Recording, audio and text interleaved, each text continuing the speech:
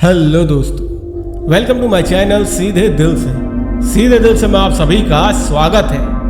आज मैं अच्छे रिश्तों के लिए ये 5 नियम लेके आया हूँ। अगर आपको अच्छे रिश्ते निभाने हैं तो आपको ये 5 नियम हमेशा याद रखने होंगे। अब ये 5 नियम किस पे लागू होंगे? ये लागू होंगे अगर आप रिलेशनशिप में हो, या आप एक हस्बैंड वाइफ हो, या आप एक अच्छे दोस्त हो। इन सब पे ये 5 नियम लागू होंगे। पहला नियम क्या है कि अपने पुराने संबंधों को या अतीत के बारे में कभी बात ना करें। अब इस सेंटेंस का मतलब ये हुआ कि आदमी क्या करता है, अपने पास को लेके हमेशा प्रेजेंट में घुस जाता है, जिसकी वजह से उसका फ्यूचर खराब हो रहा होता है। और प्रेजेंट तो खराब हो ही रहा होता है और फ्यूचर भी खराब हो रहा होता है। तो अपनी पास की बातों को कभी लेके ना आए कि मैं पास्ट में मैं उसके साथ था तो मुझे बड़ा मज़ा आता था, या पास्ट में मैं अपने ये दोस्त था तो उसके साथ घूमने जाता था, तुम तो कुछ भी नहीं हो। तो पास्ट की बातों को लेके प्रेजेंट में मत आओ, ठीक है। समझदार व्यक्ति वही है जो अपने आज में जिए, अपने बीते हुए कल को और आने वाले कल के बारे में ना सोचे।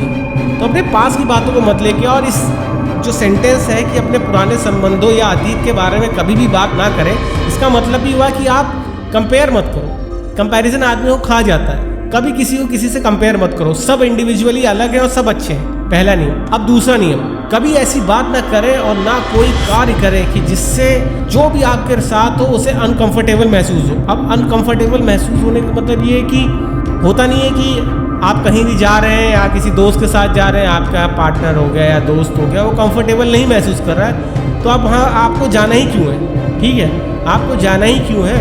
आप वहाँ से मत जाओ। जैसे कई लोगों को देखते हैं, वो मैं एग्जांपल दे रहा हूँ कि पान मसाले की दुकान में रुक जाते हैं अपनी गर्लफ्रेंड को लेके, अपनी वाइफ को लेके, और जबकि उनकी वाइफ या गर्लफ्रेंड बड़ी अनकंफर्ट हो रही होती है उन दुकान, मतलब पान की दुकानों में या गुमटी की दुकानों में, जब वो सिगरेट या मसाला कुछ भी ले रहे होते हैं तो बड़ी अनकंफर्ट सी हो रही होती हैं। ये एग्जाम्पल दिया, मतलब मैंने ऑब्जर्व किया है। क्यों लेके जाना ऐसे ना अनकंफर्टेबल जगहों में? आपका कोई अच्छा दोस्त है लेकिन आपकी वाइफ हो गई, आपका दोस्त हो गया, आपका पार्टनर है, वो कंफर्ट नहीं है, तो उसे ऐसी जगह क्यों लेके जाना कि वहाँ वो अनकंफर्टेबल महसूस करे? तो अपने पार्टनर को कह दो या गर्लफ्रेंड को कह दो या बॉयफ्रेंड को कह दो, ऐसी जगह ना लेके जाओ कि जहाँ उसे अनकंफर्टेबल महसूस हो, ठीक है। और ऐसा कोई काम भी मत करो कि जो उसे बहुत अनकंफर्ट फील करे। समझ रहे हो मेरे कहने का मतलब क्या है? उसकी रजामंदी के साथ करो कुछ भी करना, ठीक है। तीसरी बात, उन्हें कभी भी ऐसा महसूस ना होने दो कि आपने उन पर रोक लगा रखी है। कभी ऐसा महसूस ना होने दो। और हमेशा एक ध्यान रखे रहना, जो पिंजड़े में बंद हुआ पंछी होता है ना, वो हमेशा सोचता है कि बाहर की दुनिया कैसी होगी, लेकिन बाहर की दुनिया तो बहुत कमीनी है। उसे पता नहीं होता, वो ख्याली पुलाव में ज़िंदगी जी रहा होता है और वो बाहर जाने के लिए फड़फड़ा रहा होता है। और जो आज़ाद पंछी होता है ना, उसको पता है कि कैसी दुनिया है, मुझे उससे भी मतलब बाज से भी लड़ना है और ऐसे दुष्ट कौवों से भी लड़ना है, पक्षियों से भी लड़ना है, तो उसे पता होता है। लेकिन किसी ने देखा ही ना हो, उसने तो पिंजड़े के अंदर देखा है क्योंकि उसके मालिक ने तो उसे बंद कर रखा था, तो उसे तो बाहर की दुनिया बहुत खूबसूरत लगती है। तो इसीलिए किसी को बांधो मत, अपनी तरफ से आज़ाद छोड़ो। देखो, अगर आज़ाद छोड़ोगे ना तो उसके फ़ायदे बहुत हैं। एक तो आपका ट्रस्ट बिल्ड होगा। उससे एक अच्छी बात ये होगी कि आप एक दूसरों को अच्छे से समझेंगे। ये नहीं कहेंगे कि हर जगह यहाँ मत जाओ, वहाँ मत जाओ, क्यों जा रहे हो, किस लिए जा रहे हो। तो समझा करो कि आप प्रतिबंध मत लगाओ, प्रतिबंधित मत करो, मतलब आप उन पर एक बाउंडेशन मत लगाओ। उन्हें आज़ाद छोड़ो। जो आपका है वो आप ही का रहेगा, जो आपका नहीं है उस पर 10 बंदिशें भी लगा दोगे ना बाबू, वो फिर भी उड़ के चला जाएगा। इसीलिए वो बाउंडेशन महसूस मत होने दो। चौथा, उन पर कभी संदेह ना करें। यदि वे वास्तव में आप में रुचि रखते हो तो आपको धोखा नहीं देंगे। अब कहने का मतलब क्या है? चौथा सेंटेंस के कहने का मतलब ये है कि आप कभी भी शक मत करो। उन्हीं कहते हैं शक वर्दा, आगे समझ जाइए आप लोग। आपकी ज़िंदगी झंड कर देती है शक मत करो अपने पार्टनर पे। इसलिए ना करो क्योंकि शक एक ऐसा दलदल है ना जिस पर आप धंसते जाओगे, धीरे धीरे धंसते जाओगे। उससे बाहर निकल पाना बहुत मुश्किल है। इसलिए शक मत करो।